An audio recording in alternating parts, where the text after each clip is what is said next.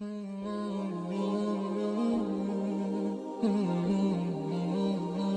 اللہ الرحمن الرحیم۔ حضرت ابراہیم کے پوتے اور حضرت اسحاق علیہ السلام کے بیٹے حضرت یعقوب علیہ السلام کا عبرانی لقب اسرائیل تھا، اس لیے ان کی اولاد بنی اسرائیل کہلائی۔ حضرت یعقوب علیہ السلام کے 12 بیٹے تھے، اس لیے شروع سے بنی اسرائیل 12 قبیلوں میں بٹ گئے۔ حضرت ابراہیم علیہ السلام کا وطن عراق تھا۔ حضرت ابراہیم علیہ السلام نے عراق سے ہجرت کی اور فلسطین میں سکونت اختیار کی۔ ہجرت کے سفر کے دوران اس نے سارہ اور ہاجرہ سے شادی کی۔ ان کا سب سے چھوٹا بیٹا حضرت اسحاق علیہ السلام سارہ کے بطن سے تھا، جبکہ ان کے سب سے بڑے بیٹے اسماعیل جو کہ آن حضرت صلی اللہ علیہ وسلم کے جدامجد بھی ہیں، ہاجرہ کے بطن سے تھے۔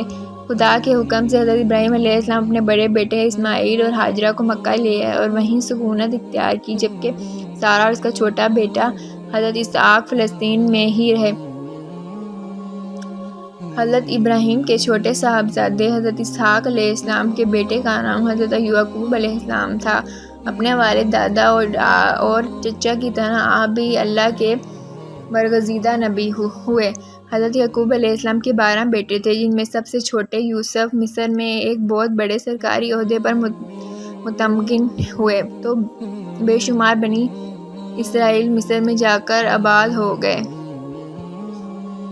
اس دوران بھی اس قوم کی ہدایت کے لیے کئی پیغمبر آئے، جن میں حضرت ایوب علیہ السلام کافی مشہور ہیں۔ بنی اسرائیل ایک طویل مدت کی آسائش اور حکمرانی کے بعد قبطیوں کی غلامی میں جکڑے گئے، تو ان کی رہنمائی اور آزادی کے لیے موسیٰ تشریف لائے۔ موسیٰ بنی اسرائیل کو قبطیوں کی غلامی سے آزاد کرا کر بحر الحمرا کے پار واپس فلسطین میں لے آئے۔ یہاں آپ کے بھائی ہارون پیغمبر اور بادشاہ ہوئے۔ اس کے بعد ایک طویل عرصے تک بنی اسرائیل نے فلسطین پر حکومت کی۔ اس دوران ان پر اللہ کی طرح طرح کی نعمتیں نازل ہوئیں، جیسے من و سلویٰ وغیرہ، تاہم اس قوم نے ان کی قدر نہ کی۔ ان میں سینکڑوں نبی بھیجے گئے، کئی کا انکار کیا گیا، کئی کی نبوت تو قبول کی گئی، مگر ان کی نافرمانی میں کوئی کسر اٹھا نہ رکھی گئی۔ اس کے بعد بھی اللہ تعالیٰ نے بنی اسرائیل کے 2 باپ بیٹوں حضرت داؤد اور حضرت سلیمان کو عزت بخشی۔ حضرت سلیمان 9ویں صدی ق میں فلسطین کے مشہور فرمانروا اور پیغمبر تھے۔ ان کی وفات کے بعد 10 اسرائیلی قبائل نے ان کے جانشین کی مخالفت کی اور اسرائیل کے نام سے شمالی فلسطین میں اپنی بادشاہت قائم کر لی۔ 537 قبل مسیح میں بابل اور نینوا کے حکمران فلسطین پر چڑھ دوڑے۔ انہوں نے بنی اسرائیل کو بڑے پیمانے پر قتل کیا اور ہزاروں کو غلام بنا کر اپنے ساتھ لے گئے۔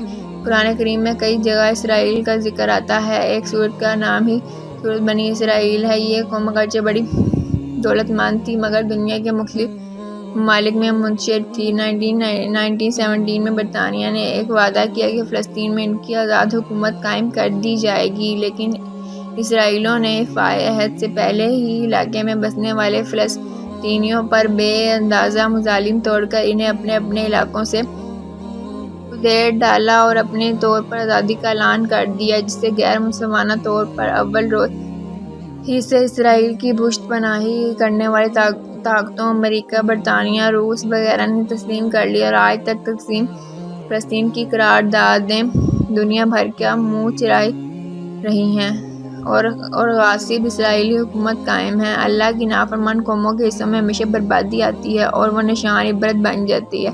جس طرح بنی اسرائیل نے اپنے طویل تاریخ میں اللہ تعالیٰ کی ہمیشہ نافرمانی کی، سوائے چند لوگوں کے جنہوں نے دین حق کو دل سے قبول کیا، جبکہ بہت سے انبیاء علیہ السلام کی ہدایت کے لیے بھیجے گئے، لیکن انہوں نے اللہ کے پیغام کو ہنسی مذاق میں ٹال دیا اور ان نبیوں پر زیادتی کر کے اپنے آپ کو ہلاکت میں ڈالا۔ ان کے اس ظالمانہ رویوں سے متنبہ کرنے کے لیے باری تعالیٰ نے انہیں بار بار عذاب میں مبتلا کیا۔ وہ وقتی طور پر تائب ہو جاتے اور پھر اسی راہ پر چلنے لگتے۔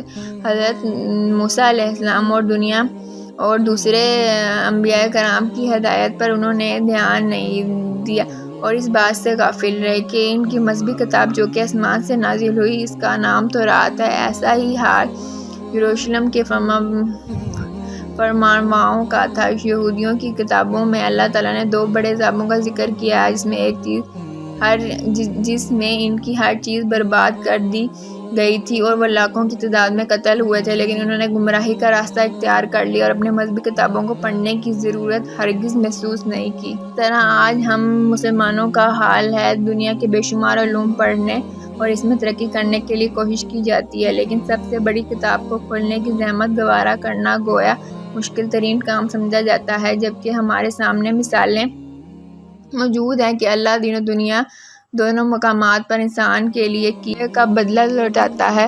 اللہ تعالیٰ نے بنی اسرائیل میں سب سے زیادہ نبی مبعوث فرمائے، ان پر اپنی رحمتوں اور نعمتوں بھی نازل فرماتا رہا، لیکن یہ وہ ناشکری قوم ہے کہ جو بار بار نافرمانیاں کرتی رہی اور شرک میں مبتلا ہو کر انبیاء کرام پر ظلم ستم ڈھاتی رہی، یہاں تک کہ انہیں شہید کرنے سے بھی دریغ نہیں کیا۔ قرآن کریم میں ارشاد باری ہے، جو لوگ اللہ تعالیٰ کی آیتوں سے کفر کرتے ہیں اور ناحق نبیوں کو قتل کر ڈالتے ہیں، اور جو لوگ عدل و انصاف کی بات کہیں تو انہیں بھی قتل کر ڈالتے ہیں، تو اے نبی انہیں دردناک عذاب کی خبر دے دیجئے۔ روح المعانی میں بروایت ابن الحاکم اس آیت کی تفسیر خود حضور صلی اللہ علیہ وسلم سے مروی ہے کہ بنی اسرائیل نے ایک وقت میں 43 نبیوں کو قتل کر ڈالا۔ جب ان کو سمجھانے کے لیے 100 بزرگ کھڑے ہوئے تو ان کا بھی کام تمام کر دیا۔